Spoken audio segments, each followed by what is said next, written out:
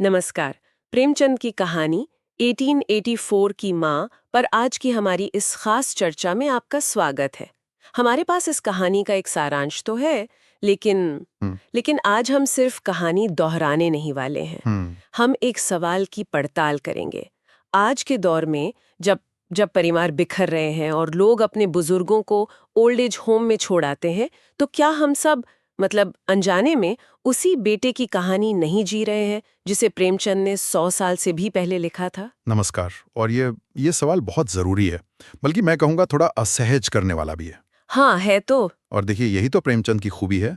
उनकी कहानियां सिर्फ कहानियां नहीं होती। आईना होती है। बिल्कुल, एक आईना होती है जो समय के पार जाकर भी हमें हमारा ही चेहरा दिखाती है।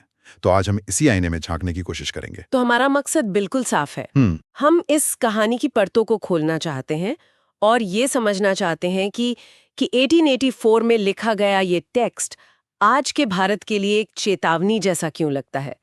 तो चलिए शुरू करते हैं। कहानी का जो शीर्षक है वो ही अपने आप में एक पूरी दुनिया समेटे हुए है।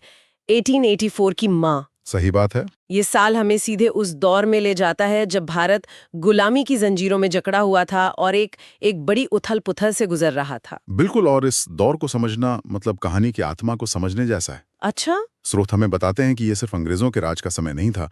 ये वो समय था जब पुराने सामाजिक मूल्य टूट रहे थे और नए शहरी मूल्य अपनी जगह बना रहे थे। मतलब एक तरह का ट्रांजिशन पीरियड। हाँ, ट्रांजिशन।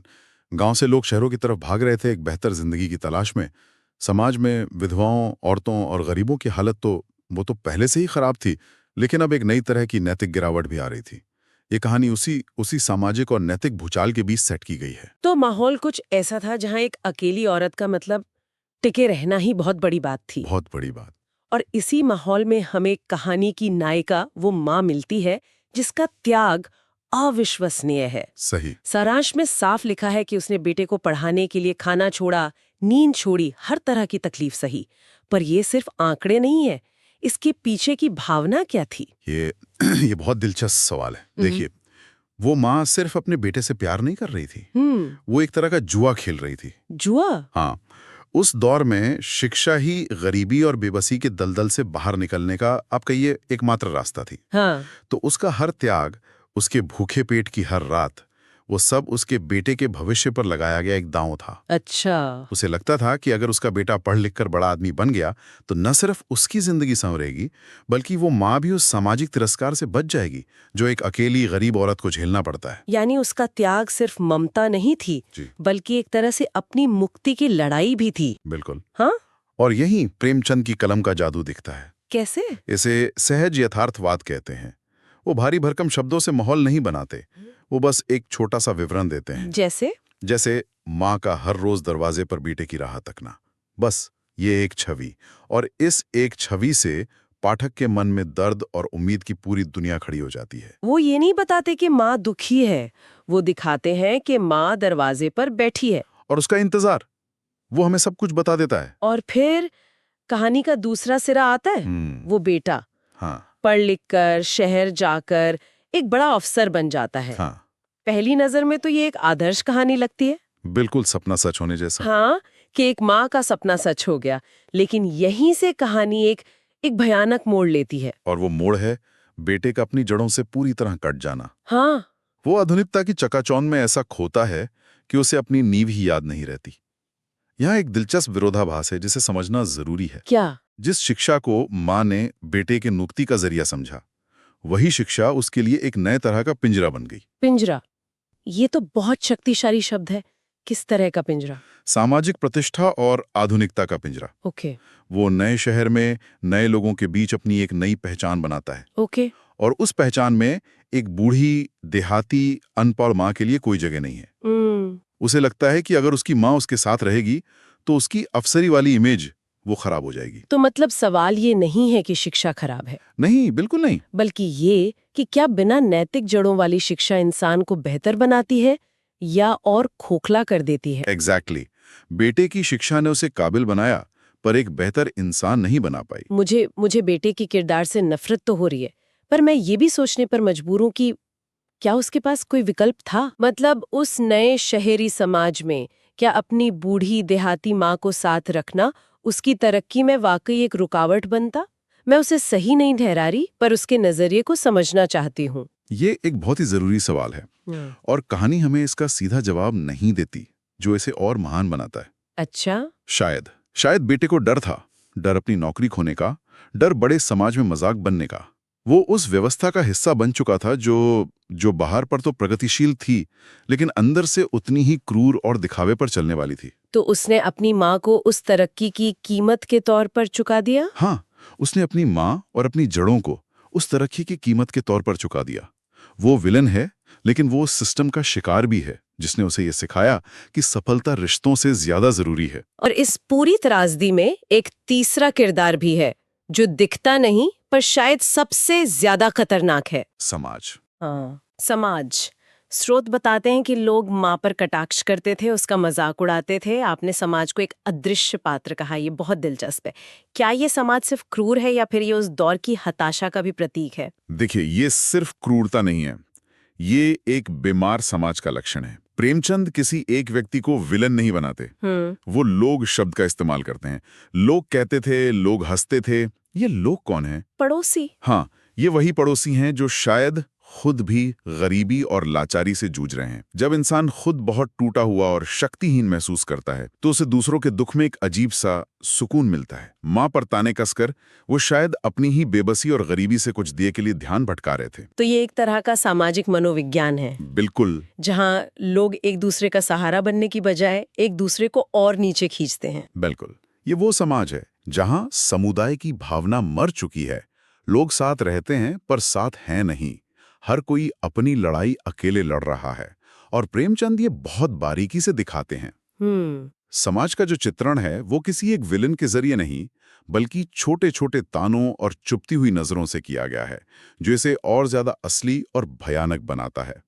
वो माँ सिर्फ अपने बेटे की उपेक्षा से नहीं मरती, वो रोज रोज समाज के इस जहर से भी मरती है।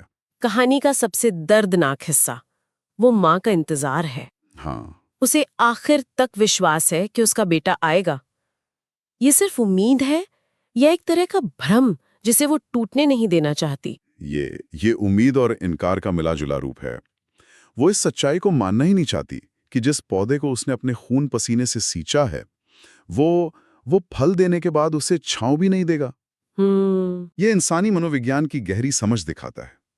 हम अक्सर कड़वी सच्चाई से मुंह फेर लेते हैं क्योंकि सच का सामना करने की हिम्मत नहीं होती। उसका इंतजार वो उसकी जिंदगी का आखिरी सहारा था। अगर वो भी टूट जाता तो वो शायद बहुत पहले ही मर जाती। और अंत में वही होता है जिसका डर था। जैसा कि सारांश में बताया गया है, माँ अकेली, भूखी और टूटे हुए दिल के साथ मर जाती है। कहानी यही खत्म हो जाती है।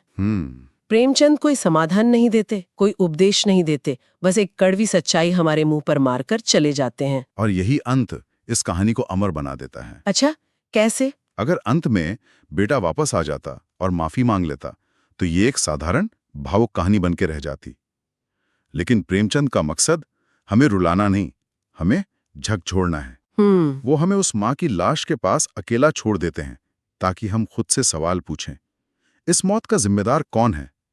बेटा, समाज, या वो व्यवस्था जिसने इंसान को इतना स्वार्थी बना दिया? तो इस सब का मतलब क्या निकलता है?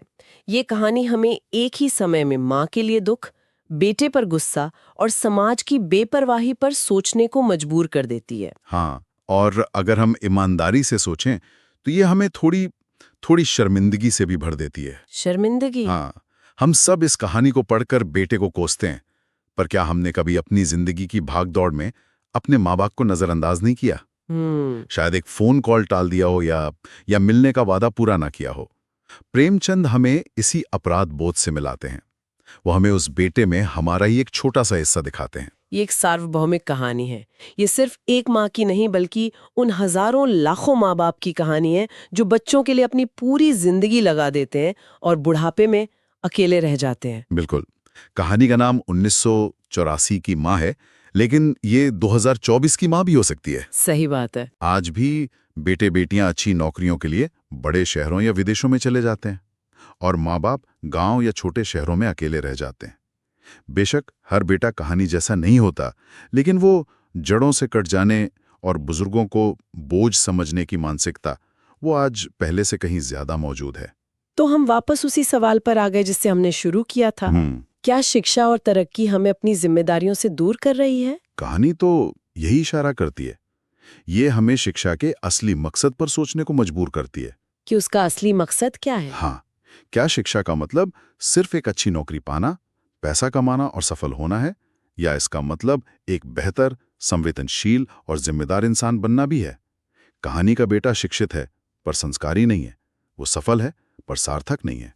1884 की माँ हमें सिर्फ एक माँ के त्याग की याद नहीं दिलाती, बल्कि ये पूरे समाज से सवाल करती है कि हम एक समुदाय के तौर पर कहाँ गलत हो रहे हैं। यह कहानी 1884 में लिखी गई थी, लेकिन ये सोचने पे मजबूर करती है कि क्या आज के आधुनिक और तेज रफ्तार जीवन में मानवीय रिश्तों और कर्तव्यों की परिभाषा क्या वो वाकई बदल गई है? यह एक ऐसा विचार है जिस पर हम सबको रुककर सोचने की जरूरत है। कहानी का बेटा तो एक है, पर क्या आज हम एक ऐसा समाज नहीं बना रहे हैं जहां हर कोई अपनी तरक्की के लिए किसी न किसी रिश्ते को पीछे छोड़ने के लिए तैयार है? ये तो बहुत गहरा सवाल है। प्रेमचंद की असली चेतावनी शायद एक बेटे के बारे में नहीं थी, बल्कि एक पूरी संस्कृति के बदलने के बारे में थी। यह एक ऐसा सवाल है जिसका जवाब हमें अपने अंदर खोजना होगा।